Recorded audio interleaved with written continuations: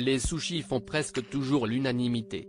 Mais ce délicieux mets japonais est-il si healthy qu'il y paraît? Les sushis, depuis la fin des années 1990, séduisent le monde entier. De plus en plus consommés en France pour leur goût, ils le sont aussi pour leurs bienfaits nutritionnels. Mais les sushis sont-ils aussi healthy que cela? Au premier aspect, on dirait effectivement que ces délices venus du Japon sont une source de bien-être pour notre organisme. Quoi de plus sain que du poisson cru, du riz vinaigré et un peu d'algues? Associé à un goût succulent, cela donnerait presque envie de ne consommer plus que ça.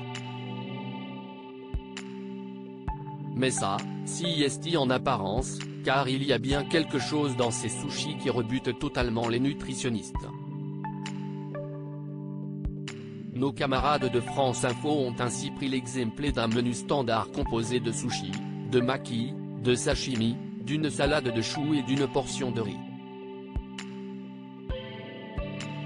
Les sashimi seuls, sans ajout de sauce soja, sont plutôt intéressants sur le plan nutritionnel grâce à une forte concentration de protéines et d'oméga 3.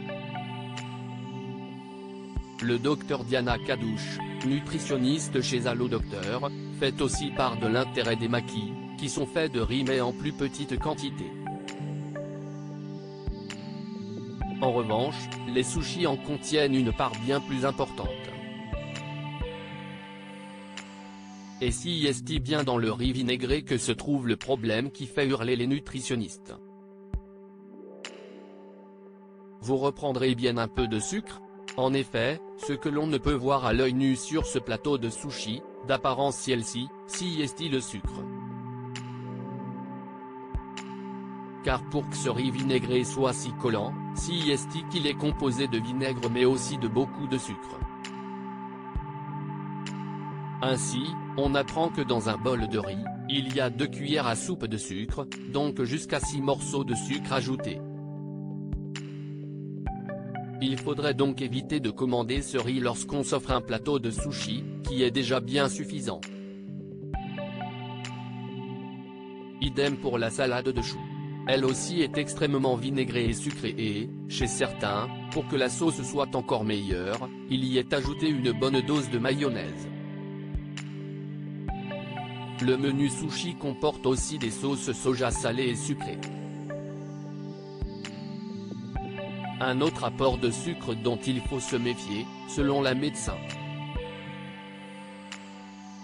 Votre plateau de sushi n'est pas un plateau diététique.